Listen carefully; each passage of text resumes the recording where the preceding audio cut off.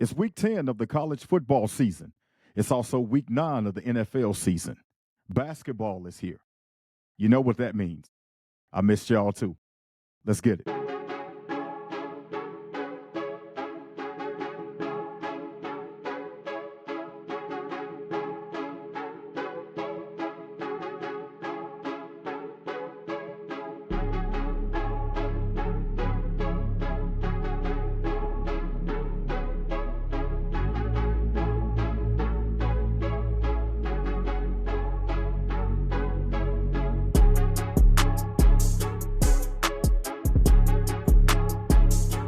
Hey, what's up, everybody?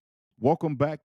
I had to take a week off last week to just, recharge the battery, refresh everything, man. And, but hey, I missed y'all too, man. So let's jump right on back into it, man. And I'm ready to come right back like I never left. So to start this thing off, as we always do, let me go ahead and say I appreciate the support. I ask you to please like, share, subscribe, bring your eyes, bring your friends' eyes, bring everybody, bring your ears, bring your voices, bring your opinions, bring everything, man. And hey, I appreciate the support. So for this week, like I said, it is week 10 in the college football season. We're starting off with a heavy hitter. And that's going to be, we have the number 4 ranked Ohio State Buckeyes going to Happy Valley to take on the number 3 ranked Penn State in Happy Valley. Man, let me tell y'all something. This game right here, this is going to be a very interesting ball game.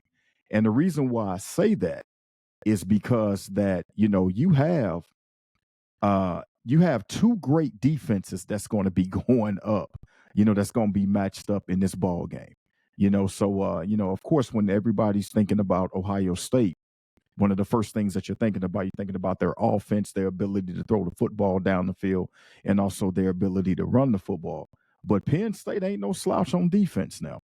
Coming into this game, Penn State is averaging 14.3 points per game. And that's ranked. That's based off, if I'm not mistaken, they're ranked. They should be in the top 10 in scoring defense in college football. And again, you think about how the game is played now in college football. Everybody want to spread you out. They want to hit you with the quick bubble screens.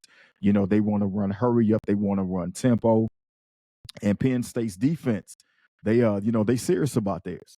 And then on the other hand, you have Ohio State coming into this game only giving up 13 points per game.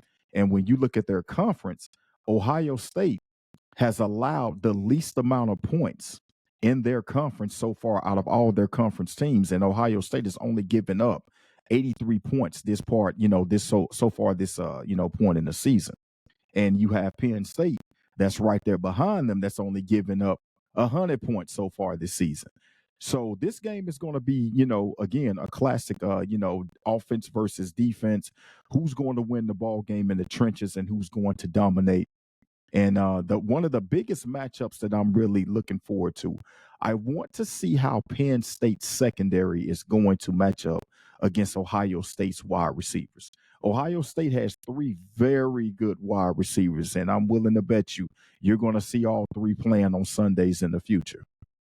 And so, they got some guys that can take you over the top. They're the complete package when it comes down to their wide receivers. They can hit you over the top. They can hit you with the intermediate, and they can definitely kill you in the middle of the field. So I'm interested to see how Penn State secondary is going to be able to match up. Now, do I think that Penn State secondary can stay one-on-one with these guys and do it all night? No, I don't think that's going to be possible. So I'm interested to see how James Franklin is going to call his defense and everything tomorrow when they match up. Now, Penn State got a very big, they got a welcome sign back because Drew Aller, the quarterback for Penn State, he got injured in the second half of the Wisconsin game last week. So he didn't play the second half of the Wisconsin game, but he's back and he will be starting tomorrow from all reports from what I've seen so far. He would definitely be playing tomorrow. And you also want to see how Will Howard for Ohio State is going to do because, Will Howard, I watched the Ohio State and Oregon game a couple of weeks back. And, Will Howard played great, but of course he has to live with the fact that when they were driving down the field, and they were down one. Will Howard, only thing he had to do was get Ohio State in field goal range, and yeah, the clock was against him. But, he made that bonehead play and decided that he wanted to pull the ball down and try to run with it. And, he got caught up in the moment, and the time got away from it. So, I'm looking forward to this game, man. This is going to be a big one right here because, if you're Ohio State, your only loss is to the currently number one ranked, and we'll talk about that a little bit again, the currently number one ranked Oregon Ducks. And right now, if you're Ohio State, can you afford another loss? But if so, people will say, hey, well, they lost to Penn State and they lost to Oregon. But, again, right now, it's all about being in the top 12 at the end of the day, because we understand, the top 12 teams are the ones that's going to make the college football playoff.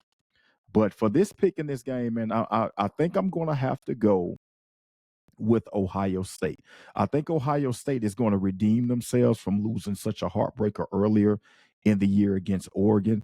I like it to be a very close game. I like it to be hard hitting. I like it to be very physical, but I think that Ohio State is going to make the plays that they need to make to escape and get out of there, get out of Happy Valley with the win. So I'm going to take Ohio State, in a very close game tomorrow, going in Happy Valley against Penn State. Another game I want to talk about is one that's it's interesting for a lot of different reasons, and that is the number 10 ranked Texas A&M on the road in Columbia against the unranked South Carolina Gamecocks. This game is going to be interesting, and I'm going to be honest with you, man. I have this down as my upset special. And this is the reason why I have this game down as my upset special. When you look at South Carolina, right, they lost a very close ball game to LSU earlier this year at home. LSU beat them 36-33. The field goal kicker had a chance to tie the ball game up, and he missed it, right? And then South Carolina goes on the road to Alabama, and Alabama jumped on them early. But then South Carolina fought their way back, and they ended up losing 27-25. So when you look at those two, losing those two games by a total of 5 points, you're saying to yourself, okay, well, what type of team what type of South Carolina team is going to show up tomorrow? Because last week they went to Norman, Oklahoma, and they mollywopped Oklahoma last week. They beat them 35-9. They made it look hella easy when they beat Oklahoma last week in Norman. But this game right here, man, I think this is one of those classic trap games, and I really don't know how Texas A&M is going to be able to respond in this game. It's a night game. I wouldn't be surprised if South Carolina comes in wearing the all black. If they do a blackout, the crowd is going to be going crazy and whatnot. And when you look at Texas A&M coming into this, the bigger question is going to be who's going to be the starting quarterback, because they pulled their starting quarterback last week in the come from behind win against LSU at home, because LSU was dominating the ball game early. LSU was really looking good in the first half. The second half, LSU just couldn't get right. And then they couldn't stop the young quarterback that came in and whatnot. And so I think his last name was Harris, if I'm not mistaken. They couldn't stop him. And he's more of a running threat instead of a throwing threat. So I'm interested to see who's going to be the starting quarterback number one for Texas A&M. And then the other thing too, I'm taking a real good close look at the defensive lines, because Texas A&M, that is truly the strength of their ball club. They got a great defensive line, but South Carolina has a very underrated defensive line as well too. They can get after the quarterback and they can pressure you all day. And don't think that you just gonna run through them for 200-300 yards, right? So, but I'm going to go with South Carolina to upset the number 10 Texas A&M Aggies, because I honestly think that South Carolina is due for one. Like you're playing against the heavy hitters in the SEC, and all of us who know anything about the Southeastern Conference, we understand what a bloodbath it is week in and week out. But I'm definitely going to go with South Carolina, with the upset tomorrow, playing at home, crowd going crazy, that good old thing in sports called momentum. I really like South Carolina to upset, the number 10 Texas A&M Aggies. So another game I want to switch up and go over to real quick. I'm going to call this week the gotta have it game. Now, for my Auburn fans, yes, for my Auburn fans, I understand your frustration. I echo your sentiments when it comes down to where we should be at in this point in the season. And right now, we should not be a 3-5 ball club at this point in the season. But hey, it is what it is, and that's where we're at. But when was the last time, to all my Auburn fans out there, when was the last time that we came into a game and said this Vanderbilt game is a must win? We're talking about Vanderbilt here, right? And no disrespect to Vanderbilt, because Vanderbilt did something that Auburn couldn't do last year. Vanderbilt beat Alabama earlier this season. Diego Pavia is a problem.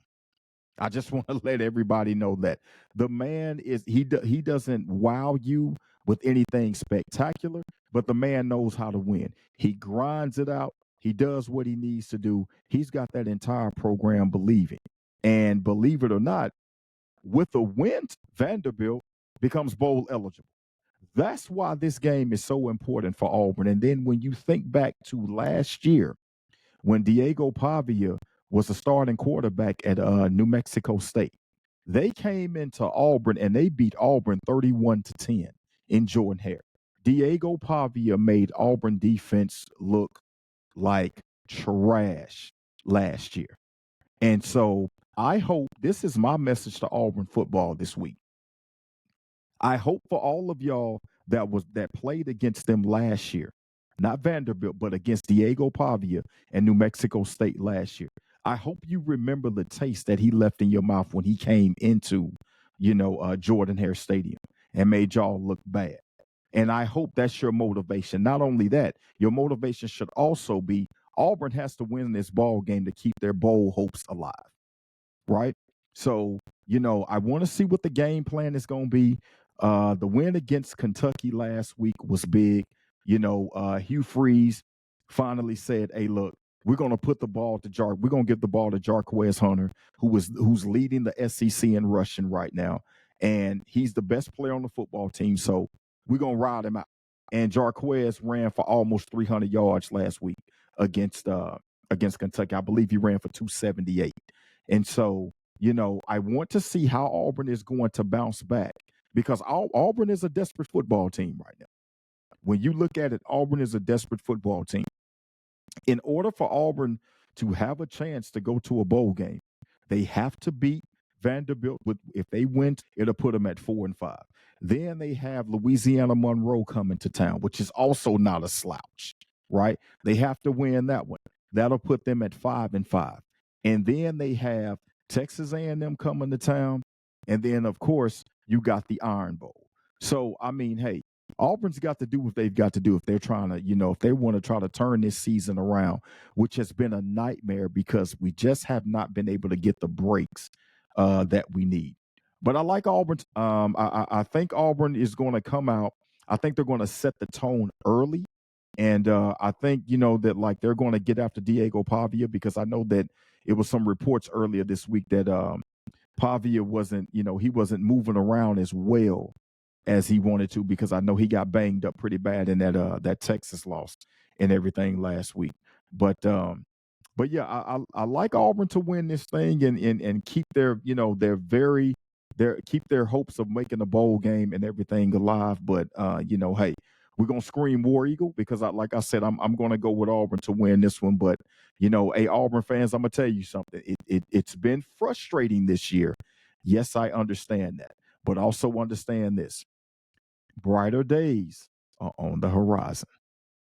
We're gonna trust it. Brighter days are on the horizon.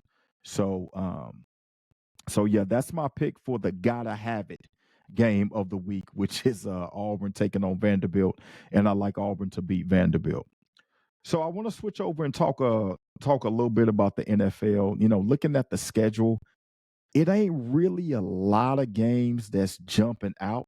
I'm going to be honest with you. The marquee game for the NFL for this week is definitely, it's most certainly it for the NFL for this week. The most marquee game is the 6-1 Detroit Lions taking on the 6-2 Green Bay Packers in Lambeau Field. Ladies and gentlemen, let me tell y'all something. If you didn't know, Detroit is for real. I'm going to say that again. If you did not know, the Detroit Lions are for real. Now, am I sold on Jared Goff? I still have my reservations about Jared Goff. But the thing that I like from what I'm seeing with the Detroit Lions is that they are a physical football team and they are trying to run you into the ground, right? I love the offensive sets that they come out with. They're coming out with 2 tight ends. Hell, sometimes they come out with 3.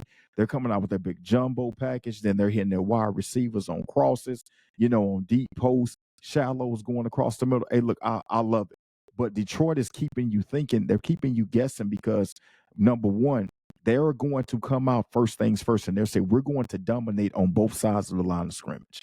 And when you're able to dominate on both sides of the line of scrimmage, it makes the quarterback's job just that much easier. I like Detroit to come in and y'all have heard me tell y'all this before. I'm a big Jordan Love fan.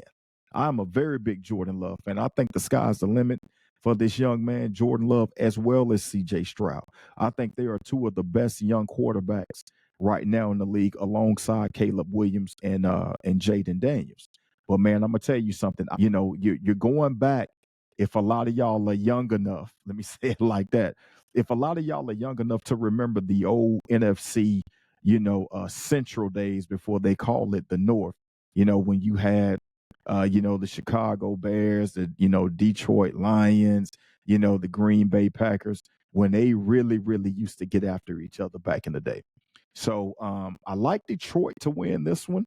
I think Detroit is just going to be a little bit too much. And I think Green Bay is going to have trouble stopping the run from Detroit. And I also think that Green Bay is probably going to end up finding themselves in a situation where they may be playing a little bit of catch up, meaning that Jordan Love is going to have to throw the ball a lot more. Detroit is going to aim to take away the running game from Green Bay. So I like Detroit to continue their dominance and whatnot. And like I said, right now, when you look at it, Detroit is clearly the best team in the NFC. They are clearly that.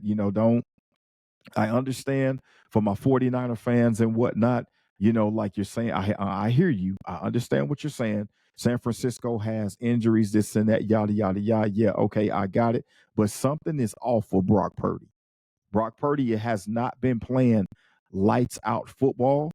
And it makes you wonder if Brock Purdy can play lights out football when he doesn't have his supporting cast with him. Can he lead? And I've always questioned that about Brock Purdy.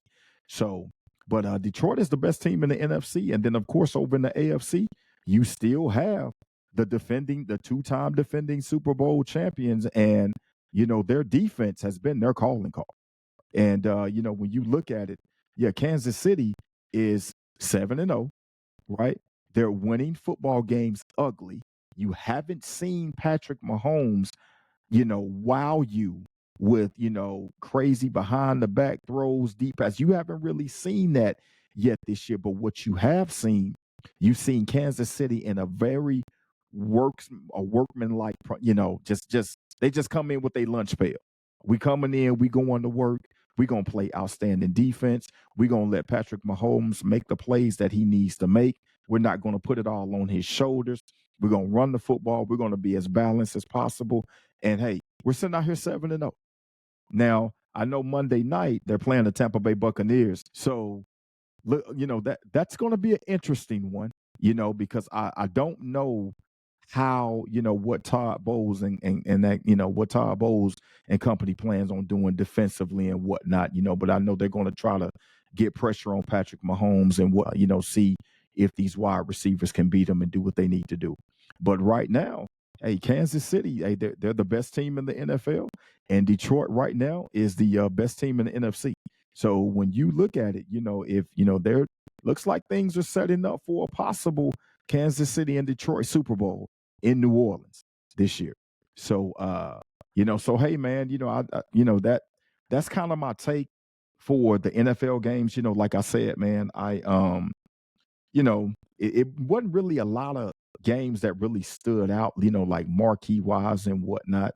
And but I think that one right there, that's the cream of the crop, for that game and everything for this week. Now I want to switch up a little bit and say congratulations to the Los Angeles Dodgers on winning the World Series championship. I had a chance to watch some of the World Series, and the Dodgers, man, they were playing outstanding baseball.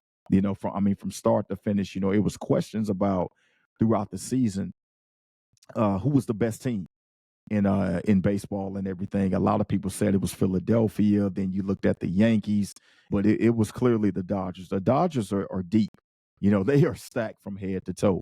And shout out to Freddie Freeman, a former Atlanta Brave, who's won another World Series championship. And I know it's very sweet for him because I know him and his family were going through some personal things and whatnot over the course of the season with his son. But praise be to God, he was able to endure that. His son is good and everything, and he ended up being the World Series MVP. And I think everybody need to take a look at that trophy too from the World Series MVP, because man, that trophy is nice.